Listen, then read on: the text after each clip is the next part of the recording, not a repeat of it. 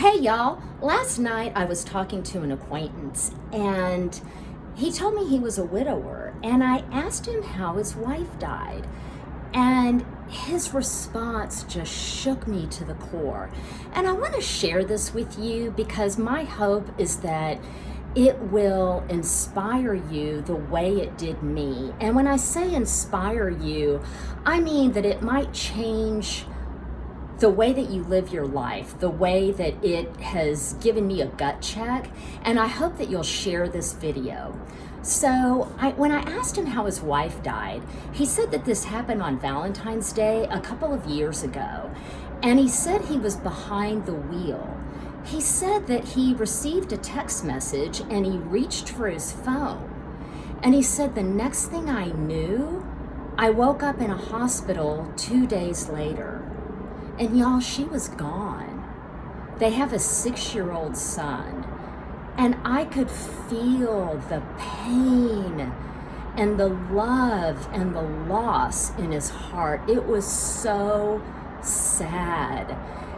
And we've all known about the dangers of texting and driving. And I just never knew anybody who has experienced it until he told me about that last night. And it just shook me to the core because I'm guilty of it. I don't do it a lot. I usually pull over or I wait until I'm at a red light. But when he was telling me the story, it was just so sad, and it made me realize how easily that can happen to me or to somebody I know. Or what if I send a text message to somebody who's driving and that happens to them? But some thoughts were running through my mind, and I just didn't even ask. But I thought, on Valentine's Day of all times, and I thought, and y'all, I didn't ask this question, but I thought, had they gotten to celebrate Valentine's Day yet? Because it was so obvious he was so in love with her, but had they gotten to celebrate Valentine's Day yet? Were they on their way or on their way back? And it just leads me to the next point. Life can be taken away from us in an instant.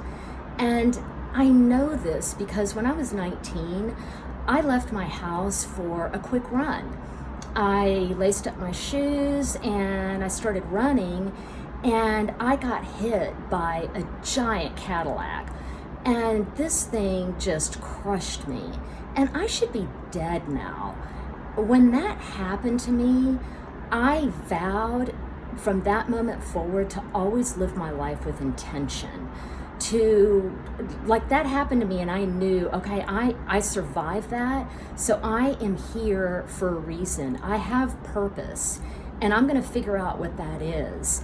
And I'm going to live my life with intention. I'm going to make sure that everybody in my life knows that they mean something to me, that they're special to me. I'm not going to take people for granted. I'm not going to take my career for granted. I'm not going to take my family for granted. I'm going to make sure that they know that I love them. I'm going to make sure my friends know that I love them and that people are special to me. And y'all, I just want to encourage you to do the same. Live with intention, live with purpose, because you're here for a purpose. Everybody is special, everybody is important, and your life is so precious. It can be taken away in an instant, and the people that we love can be taken away from us in an instant, and that shouldn't be taken for granted. And this story about texting and driving, I'm so sad for him, but I'm so glad that he felt safe enough to share that with me, because I know for myself that it is that has forever changed how I approach texting and driving.